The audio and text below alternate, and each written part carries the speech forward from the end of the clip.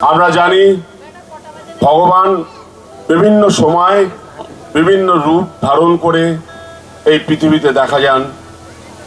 আমাদের সৌভাগ্য পিংলার মতো জায়গায় সীতারাম বাবাজি স্বয়ং ঈশ্বর তিনি আমাদের মধ্যে উপস্থিত আছেন। আপনাদের পরম সৌভাগ্য, আপনাদের জন্য প্রণাম জানাই। আমরা শিখেছি, আমরা পড়েছি যে বিজ্ঞান যেখানে শেষ সেখানে মন্ত্রের শুরু, মন্ত্রের যেখানে শেষ সেখানে তন্ত্রের শুরু।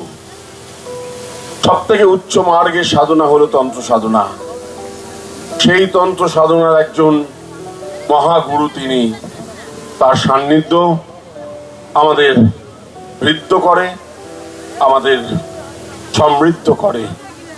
আর আপনাদের ভালোবাসা, আপনাদের আন্তরিকতা না থাকলে আমি এই ৭০ বয়সে সকালবেলা ক্যানিংয়ে শুটিং করেছি, ১৫০ কিলোমিটার গাড়ি চালিয়ে এখানে এসেছি, আবার এখান থেকে ১০০ কিলোমিটার গাড়ি চালিয়ে কলকাতায় ফিরব।